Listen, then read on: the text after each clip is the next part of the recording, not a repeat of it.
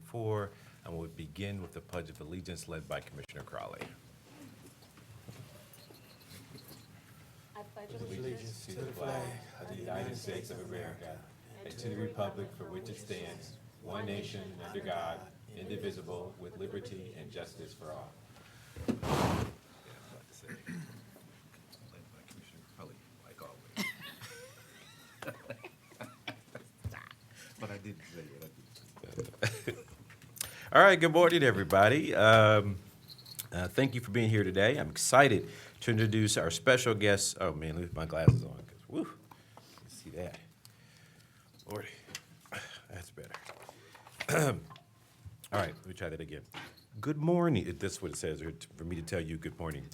Good morning, everyone. Thank you for being here today. I'm excited to introduce some special guests from the Urban Roots, a remarkable program that creates career pathways for our youth of Franklin County through hands-on learning experiences.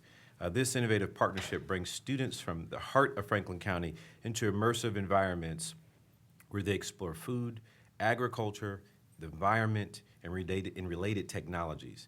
Please join me in welcoming Carmen Barnes from the Jobs and Family Services Agency to discuss more about our guests in this program.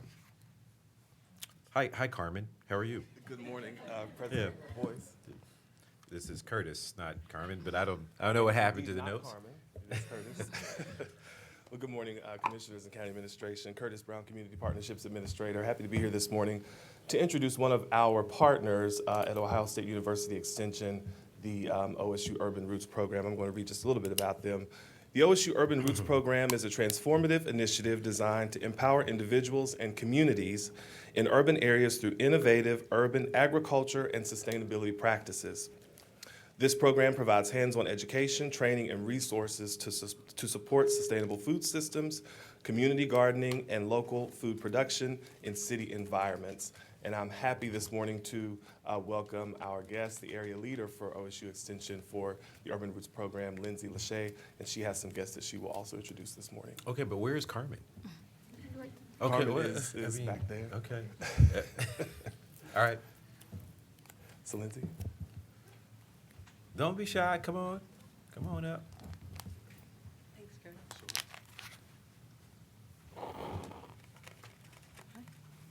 Well, thank you so much for having us today. As Curtis said, my name is Lindsay Lachey. I'm the Franklin County Area Leader for Extension, and with me today we have Solomon Garner, our 4-H Youth Development Educator for Urban Roots. We also have two young men with us that have been with the Urban Roots program since its inception, so that's really exciting. We have Sayer Edwards and Divine Tarrant Robinson. I'd also like to share that over the last 2 years, we have served on average 130 youth every year through a variety of in-school and after-school programs. We're very excited for the success of Urban Roots, and we're very thankful to the Franklin County Board of Commissioners for providing this opportunity.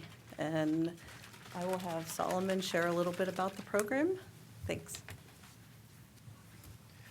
Good morning. Good morning. As Lindsay stated, I'm Solomon Garner, and I'm the lead 4-H Youth Development Educator for the Urban Roots Program and OSU Extension.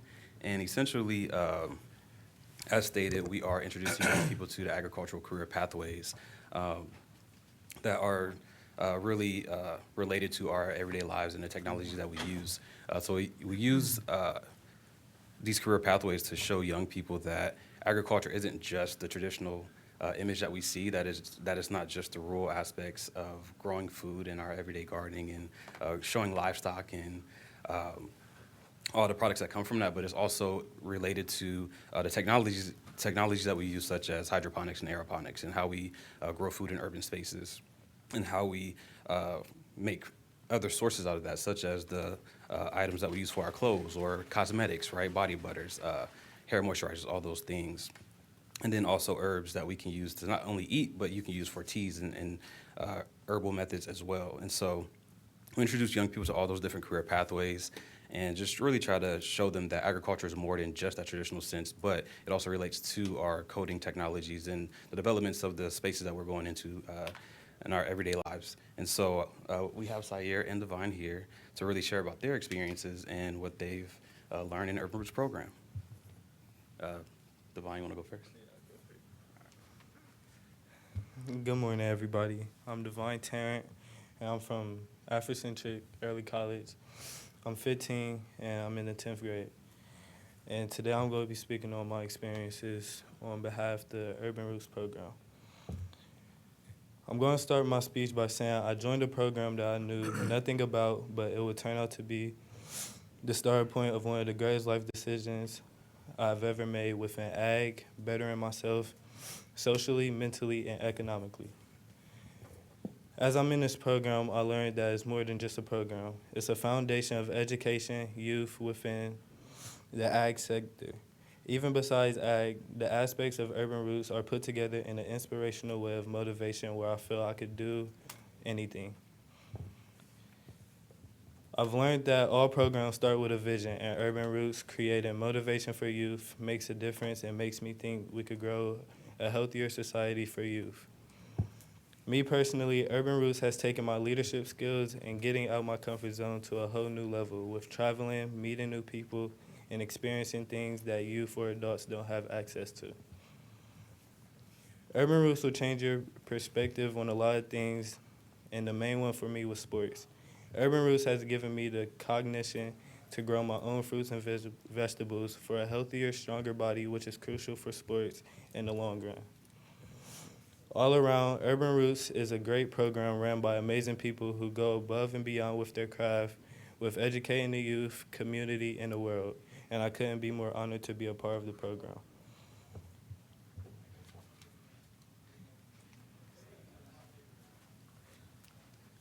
Good morning, everybody. Sorry about that. Morning.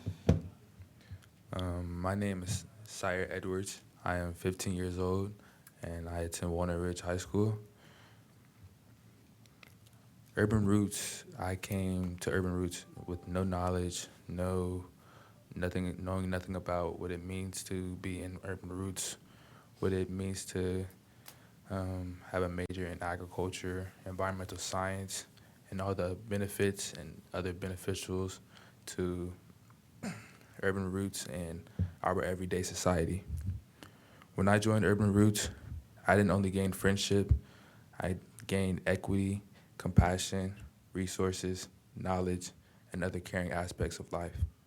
Urban Roots has taught me everyday life skills that I need every day to succeed and to become the man that I will be in the future. Sorry about that.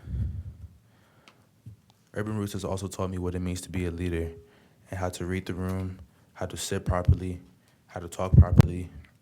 Sorry about that. How to sit properly and talk properly. When I joined Urban Roots, I didn't only join with friendship, I joined with a connection with Mr. Solomon, Divine, and other people my age. I've learned so much about Urban Roots, also with Urban Roots, but also my favorite memories are when me and Divine made a hydroponic plant. A hydroponic plant is a plant that needs water and sunlight unlike other plants. They don't rely on soil, only sunlight and water.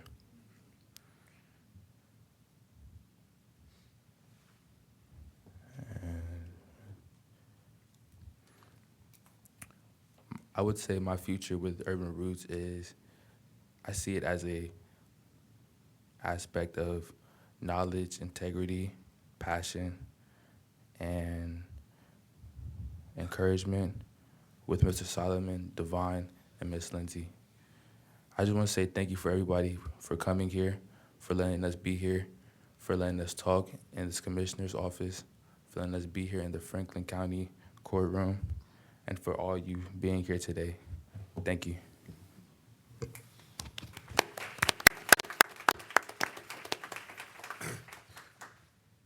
Let me open up for my colleagues. Any comments?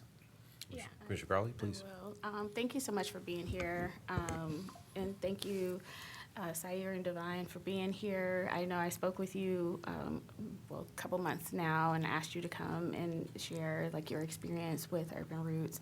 Really am so grateful for this partnership, and Solomon for really taking the lead and giving this a name when me and Autumn brought Urban Roots to you, because we didn't have a name. But what Sayer and Divine really talked about is what I wanted to see with Urban Roots. This is and I have to shout out all the people who have made this come to fruition. It was something that I tried to start when I was in the legislature, because I came from very urban setting in Youngstown, Ohio. Didn't learn or know anything about agriculture until I went into the State House, so I was in my 30s, and embarrassed about that, but then got to the point where I'm like, I can't be embarrassed for something that I didn't even know about, right? Like, I didn't know an opportunity was an opportunity. I wasn't exposed to it. And so what I wanted was for kids who come from similar backgrounds as I did, to have an experience learning all things about agriculture. I thought it was, plows and sows. It was much more than that, as you all talked about. And when I came to see the summer program, I think what stood out more than learning how to make a hydroponic plant, which is super cool. I hope my colleagues go out and see what they do year round, but especially in the summertime. What stood out was the friendship, the community, the camaraderie between the kids. I got to talk to some parents, and they were really excited about the program. Thought it was like a one-day program, and then was like, no, this is a little bit more than that. And so I really want to say, I want to shout out Autumn, have to shout out Autumn Mitchell, also Carmen. Thank you, Carmen. Thank you, Curtis. Thank you, Vivian. But Trudy Bartley, we brought this idea to her to try to have a partnership with Extension, with OSU. You all came on board and just have been really great partners. We got off to a rocky start in year one. Year two picked it up.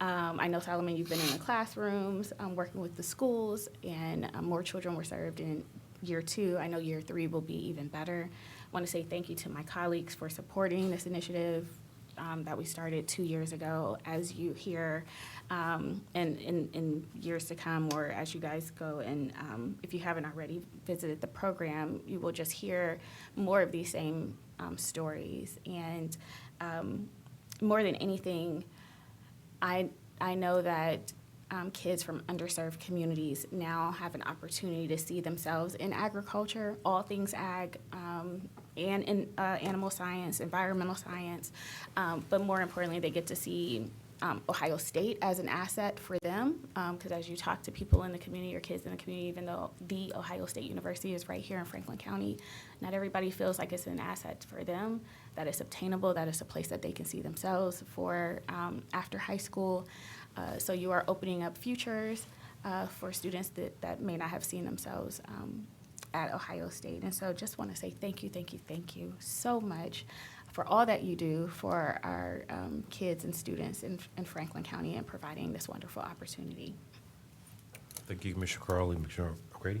Got any? Yeah, it's always great to partner with College of Food, Agriculture, and Environmental Sciences and OSU Extension. This is great work, and we appreciate all that you guys are doing. Thank you. It's very much like the Green Corps program that we worked on with the Franklin Park Conservatory for a number of years. And so all the work that you guys are doing, it's fantastic stuff. Appreciate Commissioner Crowley's leadership in this area. This is anytime that we can do anything in this area, in the food space, anything that we can do that brings more recognition and more in this particular space is something that I'm always going to be supportive of. But anything that we can do to bring young people to be more involved and more active in this area is always a great thing as well. So I think it's great, and I'm happy to support it.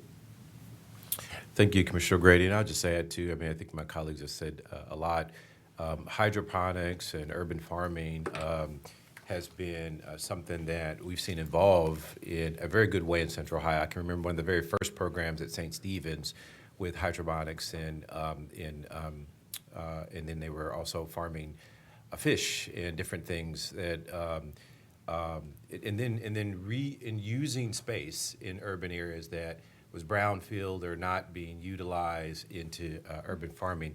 All of it is creating a better pathway for us. And to the young men at Walnut Ridge and Afrocentric, as I think about those schools and the population of the kids in those schools, and how oftentimes they're not exposed to that kind of skill, it reminded me of this movie that I saw where, I can't remember the name of it, but it was this movie where basically the Earth was dying, and they found another planet, and so they created this spaceship to take a bunch of people to this other planet to begin to reestablish Earth.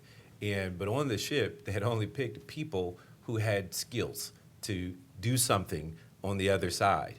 And so they had carpenters and electricians and plumbers and builders and people who were good farmers, and they had a different skills farmers. What they didn't have, I noticed, was any politicians.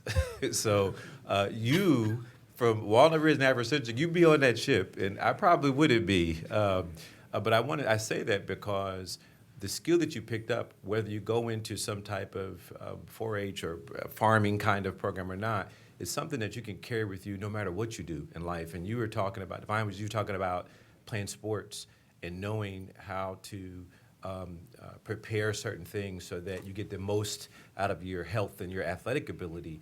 And that's really how we should all live our lives in general. I mean, as an older person now, I spend a lot of time trying to figure out what I should put into my body and what I should not put in my body. And I didn't do that when I was your age.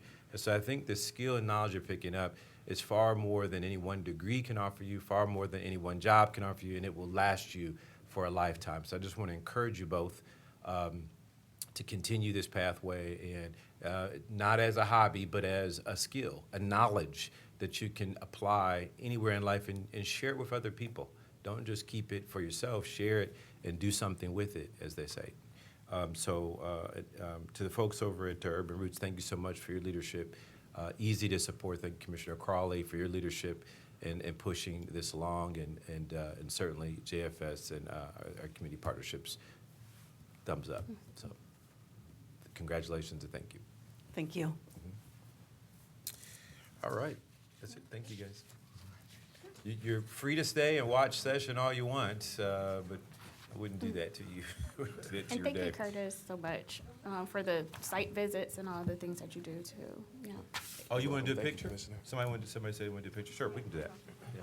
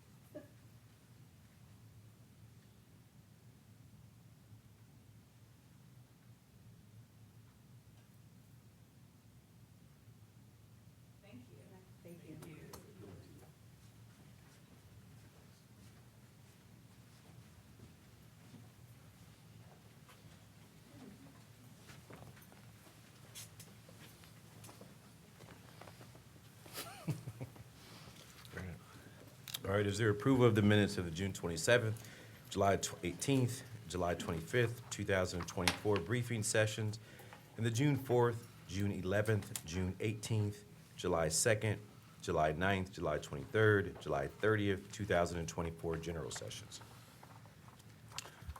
Move approval of minutes. Second. Moved and seconded voting. Commissioner O'Grady? Yes. Commissioner Crawley? Yes. Commissioner Boyce? Yes. The minutes have been approved. All right, versus Coroner. Resolution 70824, Resolution authorizing an agreement for regional healthcare emergency preparedness coalition between Central Ohio Trauma Systems and the Franklin County Board of Commissioners on behalf of the Franklin County Coroner and providing the Franklin County Administrator signatory authority.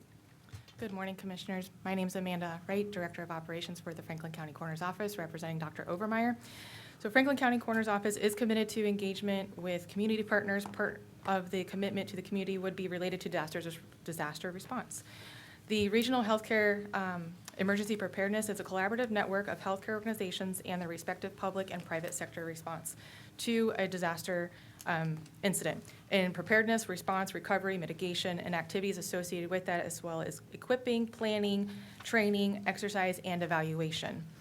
During the response, Healthcare Coalition should represent healthcare organizations by providing a multi-agency coordination support to an incident management through information and resource coordination for healthcare organizations. This includes either a response role as a part of a multi-agency coordination group to assist in the incident management or through coordination plans to guide decisions regarding healthcare organizations. Prosecutors has approved this to form, and we would ask for your approval, pending any questions. If there are no comments or questions, I'll move approval of Resolution 70824. Second. Moved and seconded voting. Commissioner O'Grady? Yes. Commissioner Crawley? Yes. Commissioner Boyce? Yes. Resolution 70824 has been adopted. Thank you, and happy National Forensic Science Week. Yeah. What is it? Yeah. Happy National. National Forensic Science. She said it so fast. Sorry. Yeah. Didn't want to Throw take a more big party time. for that. So you have now skeletons where you would normally see one behind me, so now you have one. Yeah. Thank you. Is that what this is? I I was was like, wondering oh, where no. that came from. Oh. I thought it was like a hex I think we need, sword, yeah. we need to throw a party for that occasion. I'm like, who put this here? All right, thank I you. was trying to figure out how that connected with Urban Roots this morning. I was thinking the same thing too. I was like, okay, so this must be some kind of plant that we, you know. I thought this is gonna grow oranges or something. At least it doesn't have a Yankees hat on it like the one in the man's office.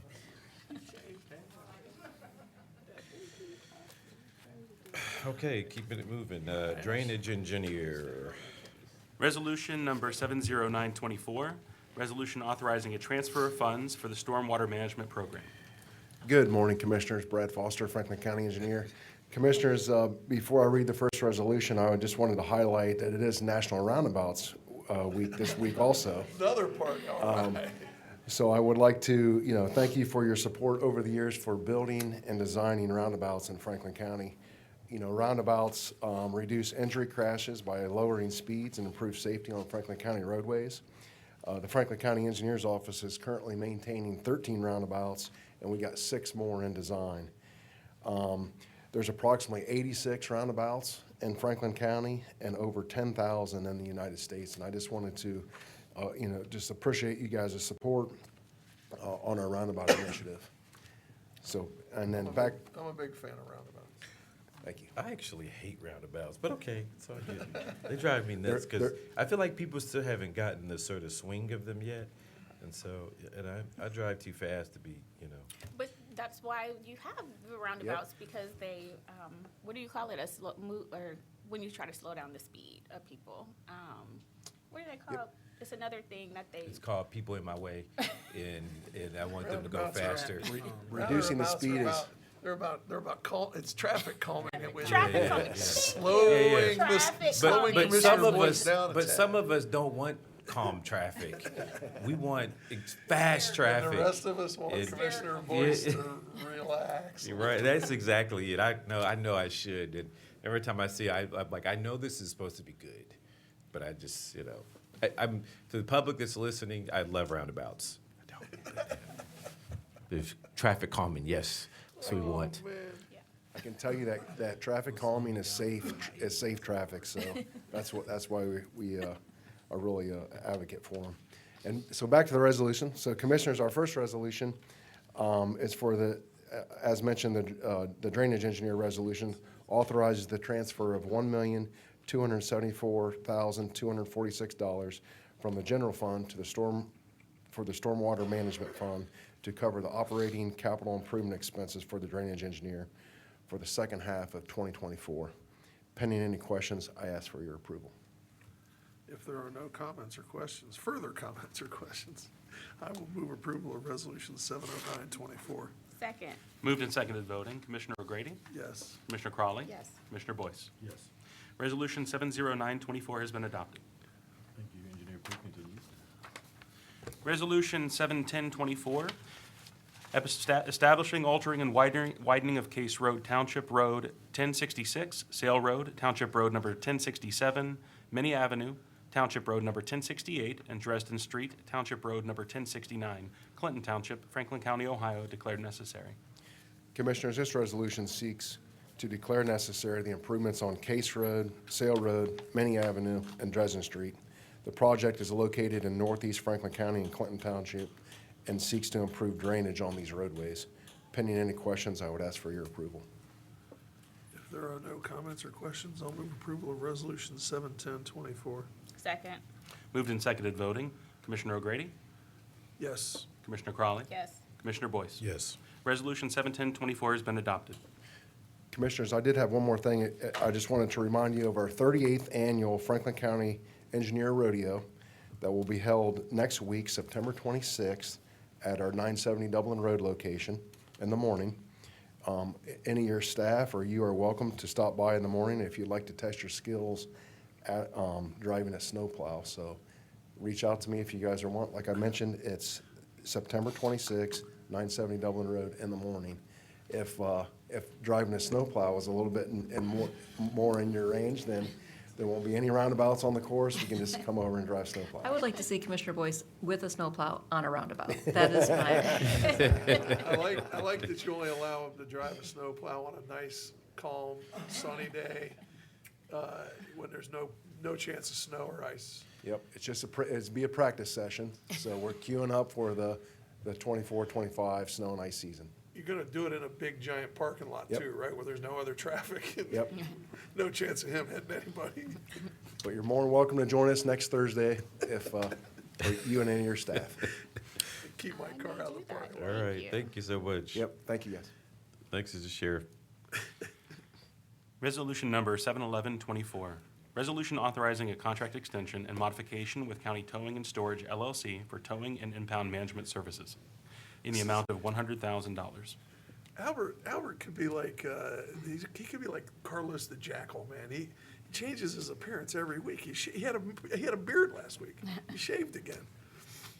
I did.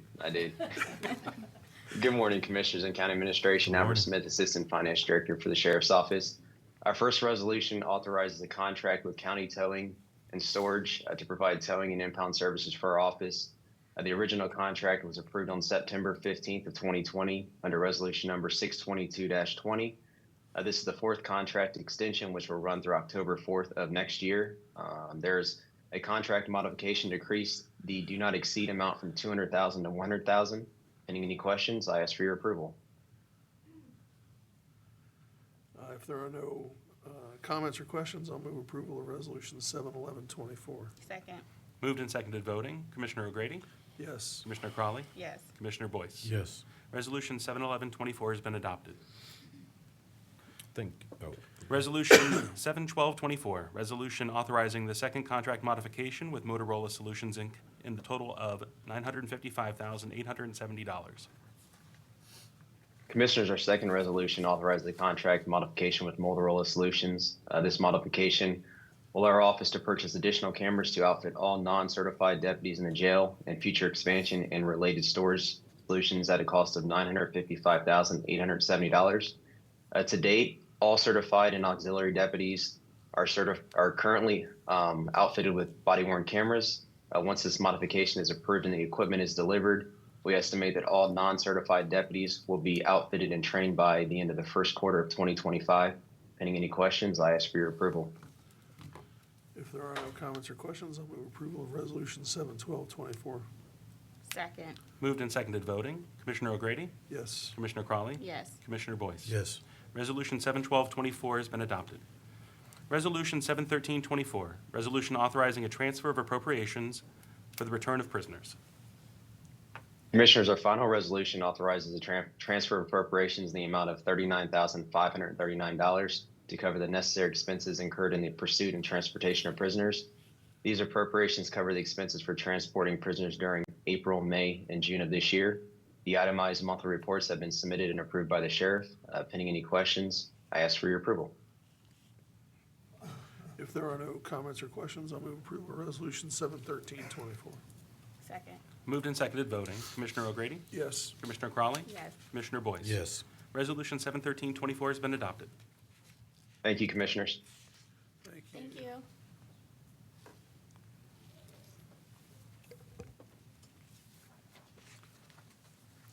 Yeah, economic planning and development planning. Resolution 71424, resolution authorizing the county administrator to execute an economic development grant agreement on behalf of the Franklin County Board of Commissioners with the Columbus Region Green Fund to establish and administer the Region Green Energy Loan Fund in the amount of $2 million. Good morning, Commissioners. Emmanuel Torres, Assistant Director of Economic Development and Planning. Good morning. And this first resolution will authorize a $2 million economic development grant with the Columbus Region Green Fund to establish, administer the Region Green Energy Loan Fund. The Columbus Region Green Fund is a Columbus-based nonprofit dedicated finance entity that uses innovative financing techniques to connect clean energy projects with low-cost capital. They address the toughest problems in the clean energy industry and will provide access to commercial, public, and philanthropic capital to finance clean energy projects in Franklin County that would otherwise struggle to secure capital. This grant aligns with the county's commitment to the environment and green initiatives and will support the Green Fund carry out this initiative as they administer the Green Energy Loan Fund, which is an economic development revolving loan fund established for the purpose of achieving green energy efficiencies. With us today from the Columbus Region Green Fund, we have Executive Director Zach McGuire. Should you have any questions, and pending those, I respectfully request your approval of this resolution. Yeah, please, Commissioner Crawley. Thank you, President Boyce. I do have a question. How will organizations and businesses learn about the Green Fund? If you allow me, I'd like to bring Zach to answer this question. Good morning, everyone. Thank morning. you, Commissioners, for having us here. So that's a great question, Commissioner Crawley. So the Green Fund is really set up as a mission-driven, independent nonprofit agency dedicated for clean energy financing in our low-income and disadvantaged communities. For the purposes of engaging the community, we have worked through trusted partners and will continue to work with trusted partners, organizations like the Franklin County Human Service Chamber, to engage organizations that have historically not been able to access capital, because at the end of the day, that's a big part of why we exist, because so many organizations like nonprofits, small business, multifamily affordable housing have had difficulty accessing the capital it needs to deploy and implement clean energy projects. On the residential level, it's even more challenging for folks. There's also a general mistrust of sometimes community initiatives that sound too good to be true. So we are working, again, through trusted partners in the community like PACT, Impact Community Action on the south side, that have a great rapport with residents who we're looking to serve, to educate and drive awareness. This is a process. This isn't one thing. This is an initiative where you knock on someone's door and next thing you're installing solar on their home. It takes a lot of education, awareness building, and trust building. So for us, we're working through those trusted agencies in the community, partnering with them and ensuring that we can reach the folks that need this financing the most and ultimately need clean energy, reduced utility bills, and a healthier environment. Thanks. May I? Please continue. Just two more questions. One, what can people apply for, or what can organizations apply for? Another great question. So today we have one program that we are funding and implementing now. Commissioner Boyce was kind enough to come to our launch event last year at a multifamily affordable housing facility on the northeast side of town called Corbin Commons. The current program we are funding is called Impact Solar. It is a commercial solar program really set up for multifamily affordable housing, nonprofit organizations serving the community, and small minority-owned business. They can reach out to us directly via the website, crgreenfund.org, to engage us. The application process is pretty straightforward, and we're excited. We already have 240 unique projects in the community for this program. We've seen a massive amount of interest, because at the end of the day, what we're able to do with the Impact Solar program is actually reduce utility bills with solar. And historically, in Ohio and Franklin County, solar has always come at a premium. So folks, again, who are in underserved communities, if you could get access to financing, it also cost you more. So a lot of folks haven't been able to participate in that. With this program, we're actually able to reduce utility bills with solar. So we hope more people engage, more multifamily, more nonprofit organizations in the community, and more small minority-owned business, because this program will be able to reduce utility costs for them over a 20-year period. Thank you. So, multifamily projects, if I have like a duplex or fourplex, like, does that qualify? Or if I'm just a homeowner Yeah. and want to try to install solar, do I qualify?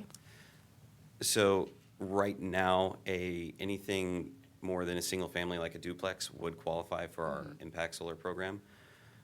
What's really exciting is we are actually piloting a single family version of that program with PACT on the Near East side of town, partnering with them in Fifth Third Bank to deploy solar at 10 single family homes in that community, in the King Lincoln community specifically.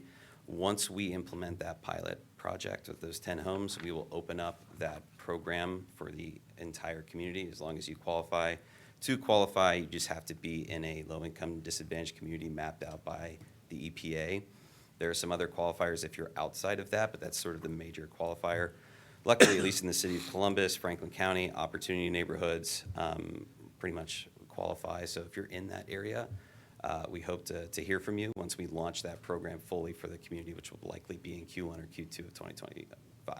Thank you. And last question, what's the grant amounts, like up to, or is it just submit an application for your project and then we'll fund it on whatever basis, or is there a cap? So another great question, and as a clean energy finance nerd, I get really into this. We don't provide grants. What we do is actually provide capital to projects as a subsidized interest rate, so think close to 0%.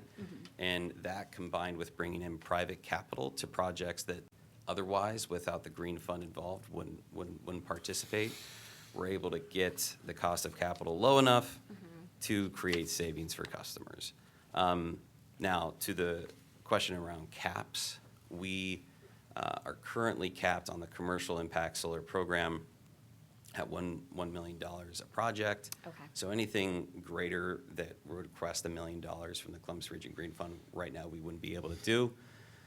Another exciting piece of the puzzle that is worth sharing is this is a tool that will allow us access to the billions of dollars that are coming through the Inflation Reduction Act, through the Greenhouse Gas Reduction Fund and other initiatives.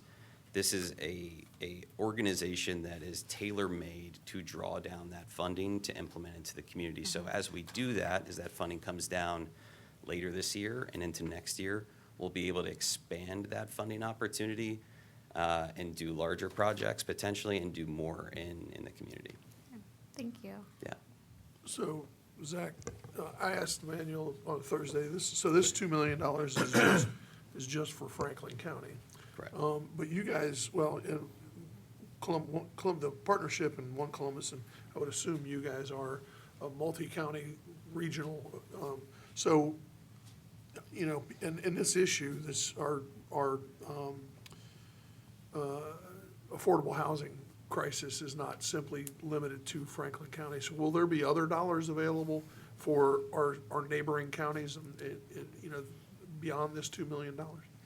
So beyond this $2 million, yes, and it's a good segue from the last question, because that federal funding we're able to draw down, we'll be able to disperse to multiple counties throughout the region.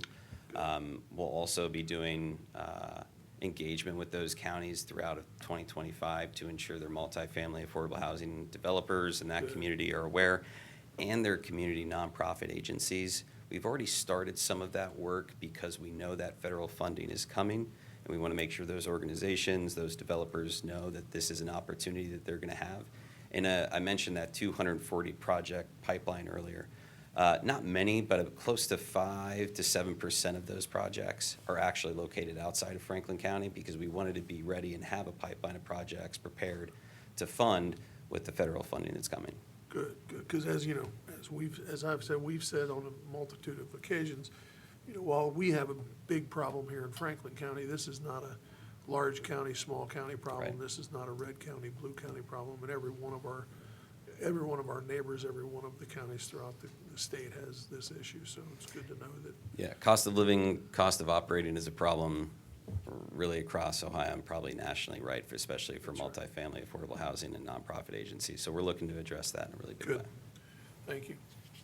Just a couple of additional things. One, I wanted to point out, it is a revolving loan fund, so it should exist in perpetuity. I mean, if it worked theoretically, if it works right, we'll be able to, as people are paying back their loans, we'll repurpose those funds back into the community through other loans, and then the cycle continues.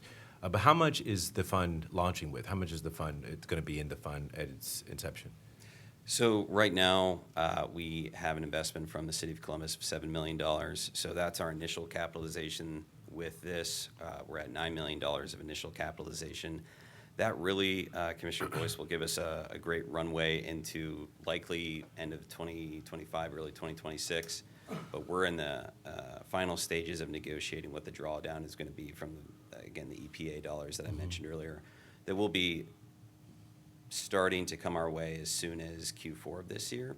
So why I mention that is we've got great investment in initial capitalization from the county and the city and projects to fund, and then we'll have continued projects to fund with the federal dollars that are coming. And to your point, you know, the really exciting piece of this is the money is not one-time use. It is paid back, and then we can revolve that into future projects. Okay. Yeah, I mean, I'm pretty well versed on this from One Columbus, but I would add too, I know it came up months ago when we were putting this together. The city has gone through a rezoning, rewritten the rezoning. Has the solar, the voltaic panels or whatever they call them, have those been worked into the zoning? And then secondly to that, the neighborhood associations, because I know that there was an issue some time back on folks who got solar put on their house, and then the neighborhood association, you can't have that on your roof, it's prohibited or whatever. So are those things worked out? And then the third, you can just go ahead and build on this question too. Okay. I know we talked about it, but I'm not sure what we finalized on. The leverage of other resources, because this tends to focus on solar, but there are many ways for energy efficiency, from variable speed drives to the type of roof or windows and all those things. And so what have we done to strategically align and encourage that the sort of complete overhaul? If you get solar panels, but your roof, I mean your windows are still bad, or you don't have the right insulation, and it cannot maximize your situation. And then I have one more question. I'll just go ahead and tag on before I forget it. Will any of the projects be designed to sell energy back to the grid?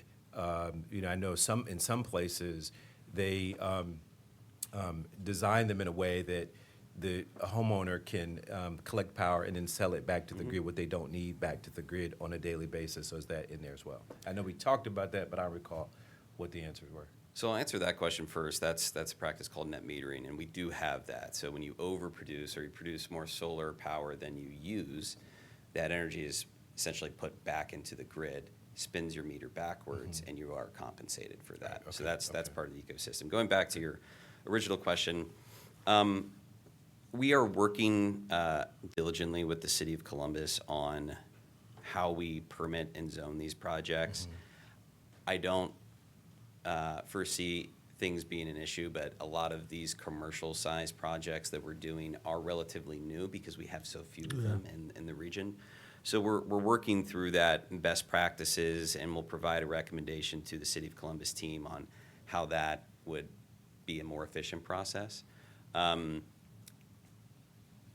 The other question around leveraging private capital, that is absolutely what we do. So we aren't funding the entirety of these projects. Say it's a $500,000 solar project.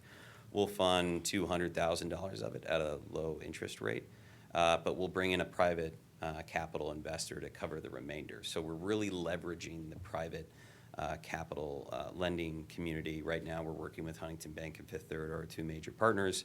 We'll look to expand that as we need more funding for projects into the future. Was there one more question? I feel like there were I think you four. got it. I mean, again, I think the neighborhood associations. Neighborhood had, associations. Prohibitions on certain attachments too. So we, as part of a project, we work through if there's any homeowner or neighborhood association requirements or sort of qualifying for any home-related project, whether it's for solar or an energy efficiency upgrade, anything that might have a change to the exterior of the facility. That's part of the upfront sort of due diligence that's done for each project. So while I can't sit here and say every homeowner association, neighborhood association would approve a project, we know that on the front end, so we're not creating any false expectation with a potential client on if this can work or not. That's done on the front end.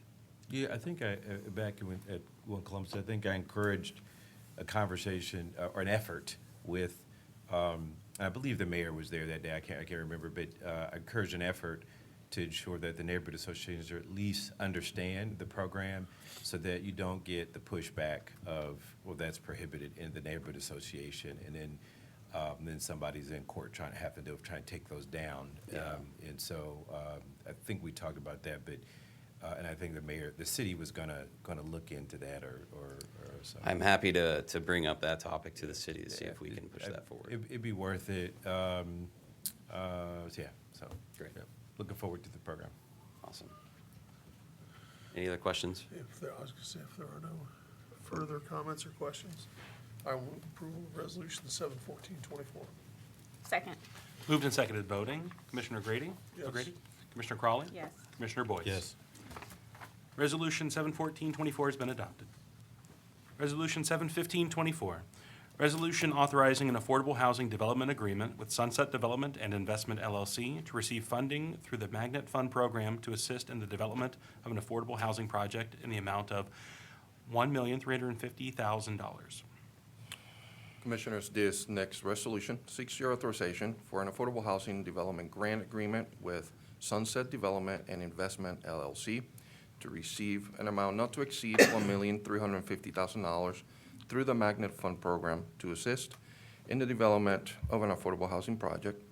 Sunset Development and Investment LLC and NCJC Housing and Development Foundation, who's the project co-developer, have developed a master plan to build 120 units of affordable housing between 30% and 80% AMI. The project, to be located at 260 East Main Street near Franklin University, will be known as the NCJC Downtown Campus and will include classrooms for workforce training and will augment the existing rent-subsidized J.C. Arms apartment project. I believe with us representing NCJC Housing and Development Foundation, we have Brendan Hill, the COO, and a Greg Thirty-Care III, who's a board member. And pending any questions, I respectfully request the approval of this resolution. If there are no comments or questions, I'll move approval of 71524. Second. Moved and seconded voting. Commissioner O'Grady? Yes. Commissioner Crawley?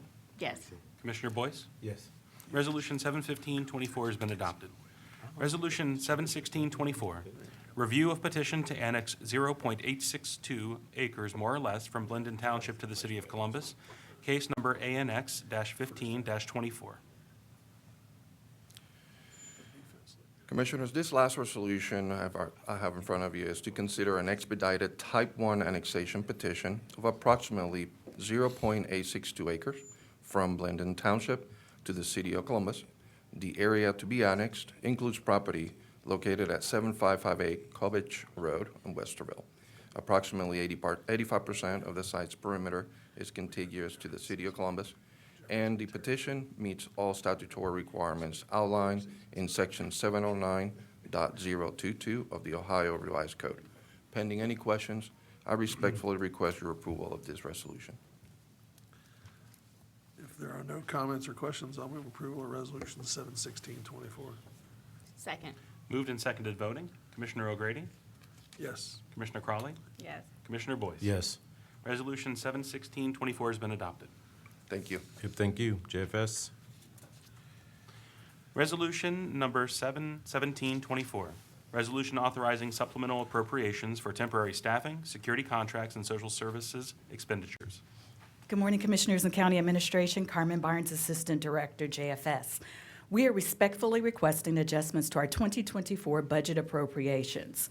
We are requesting supplemental appropriations in the amount of $2,151,000 in materials and services and $1.2 million in social services for a combined total of $3,351,000. This request has been prepared in consolidation with the Office of Management and Budget and Director Zach Telerik. The appropriations and materials and services are needed to open purchase orders for temporary staffing and our 2024 security contract with the Franklin County Sheriff's Office, which was approved last week.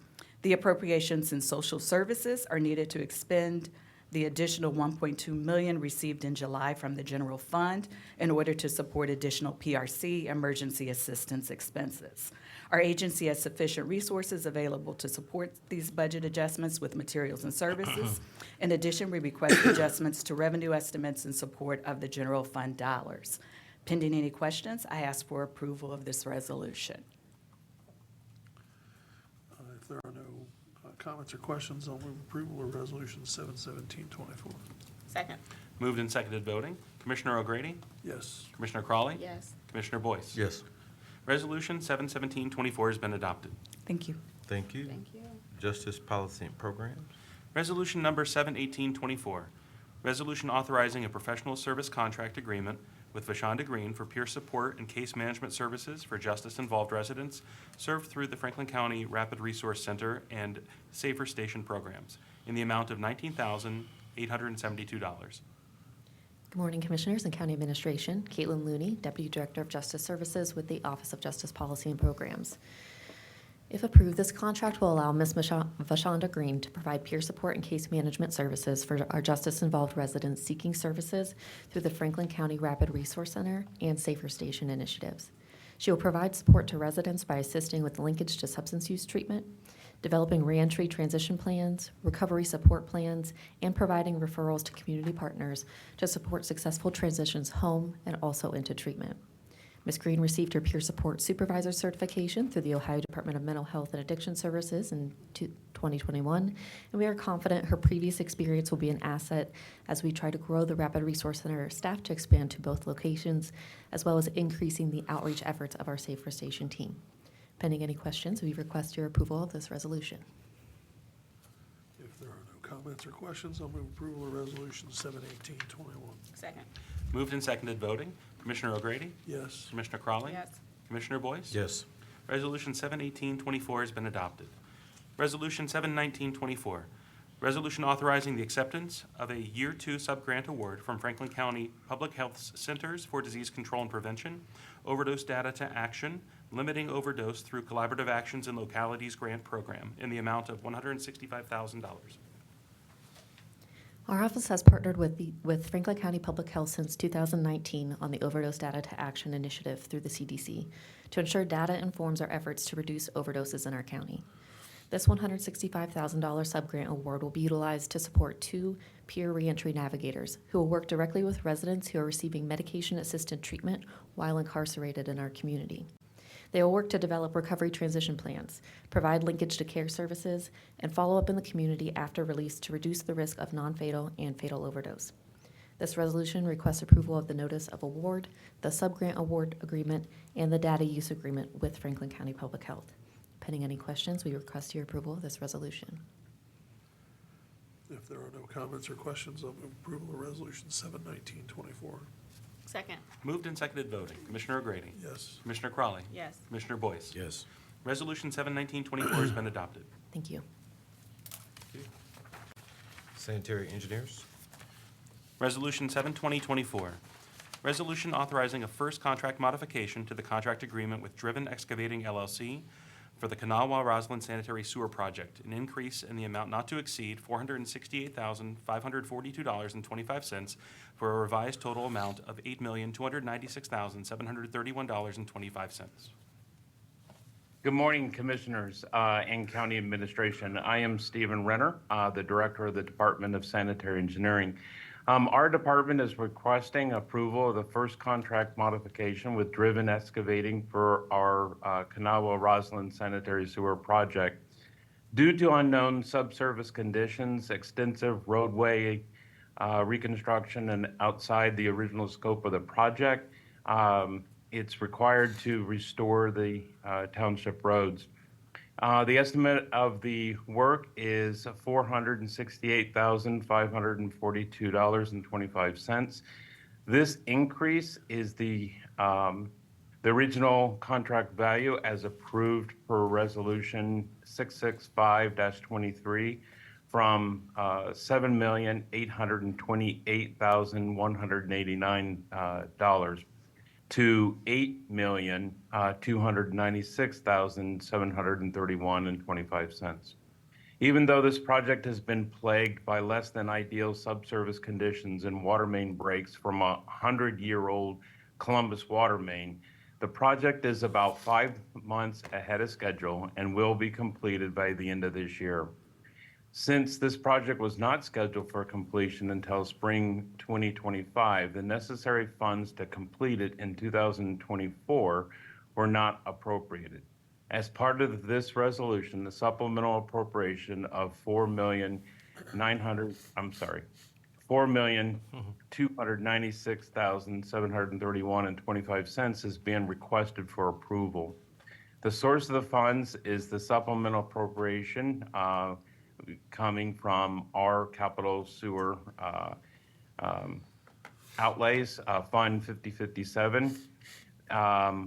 Our department has worked closely with OMB to ensure the needed funds are available for this request. And I'd like to actually take this opportunity to deeply thank Madeline Grisham and Zach Telerik for their support. In addition, this contract modification has been reviewed and approved by the prosecutor's office. Pending any questions or comments, I respectfully request approval of this resolution. If there are no comments or questions, I'll move approval of Resolution 7/20/24. Second. Moved and seconded voting. Commissioner O'Grady? Yes. Commissioner Crawley? Yes. Commissioner Boyce? Yes. Resolution 7/20/24 has been adopted. Thank you, Commissioners. Thank you. PFM. Resolution 7/21/24. Resolution approving an amendment to the participation agreement to extend Franklin County's participation in the County Commissioners Association of Ohio Service Corporation Natural Gas Purchasing Program. Good morning, Commissioners. Darla Reardon, Director of Public Facilities Management. This resolution approves an amendment to extend Franklin County's participation in the County Commissioners Association of Ohio Service Corporation Natural Gas Purchasing Program that assists counties in securing competitively priced natural gas for county facilities. Franklin County has been participating since the program's inception in the 1990s. This amendment extends Franklin County's participation in the program through May 31st, 2034. Pending any questions, we respectfully request your approval of this amendment to the participation agreement. If there are no comments or questions, I'll move approval of Resolution 7/21/24. Second. Moved and seconded voting. Commissioner O'Grady? Yes. Commissioner Crawley? Yes. Commissioner Boyce?